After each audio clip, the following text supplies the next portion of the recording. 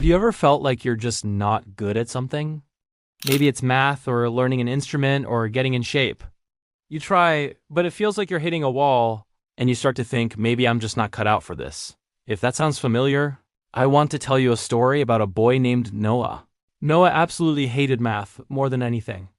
Numbers looked like a secret code he couldn't crack, and every single test felt like a giant sign pointing out how he just wasn't smart enough.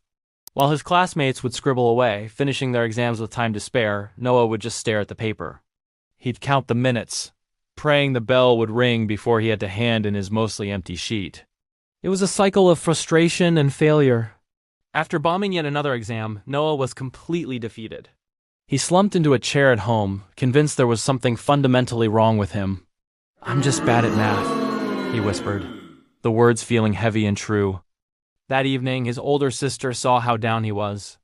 But instead of giving him a lecture or telling him to just try harder, she said something that sounded almost too simple. She told him, "Don't study for hours. Just practice for 10 minutes a day." 10 minutes? It sounded ridiculous. How could 10 minutes possibly make a difference when hours of studying hadn't? It felt like a drop of water trying to fill an ocean. But Noah was desperate, so he agreed to try it. That night, he set a timer on his phone for 10 minutes and sat down with his math book. He picked one single problem. It was slow. It was uncomfortable. He struggled with every step. But when that timer beeped, he stopped. Just like his sister said. No pressure to finish, no stress to get it right. He just closed the book. The next day, he did it again. 10 minutes, one more small effort. And the day after that, the first week was tough. He was still making a lot of mistakes and felt lost most of the time, but something strange was happening. He wasn't as scared anymore. The sheer panic he used to feel when looking at an equation was starting to fade. It was just 10 minutes after all. He could handle 10 minutes. By the second week, things started to click into place. The problems he was working on began to look familiar. He recognized patterns he hadn't seen before. By the third week, a breakthrough happened.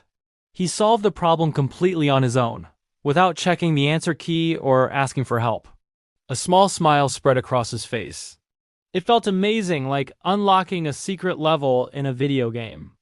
A month into his new routine, something incredible happened in class. His teacher was handing back a quiz, and when she got to his desk, she paused. She looked at him with a surprised expression and said, "Noah, this is great improvement." Those words were like music to his ears. He hadn't aced it, but he had passed, and more importantly, he had understood.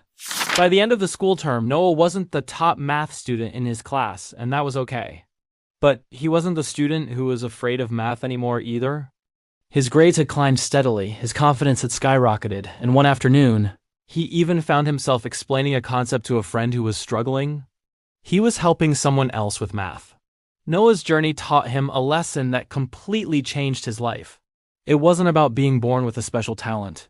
It wasn't about grinding for hours and hours until you're exhausted. It was about consistency.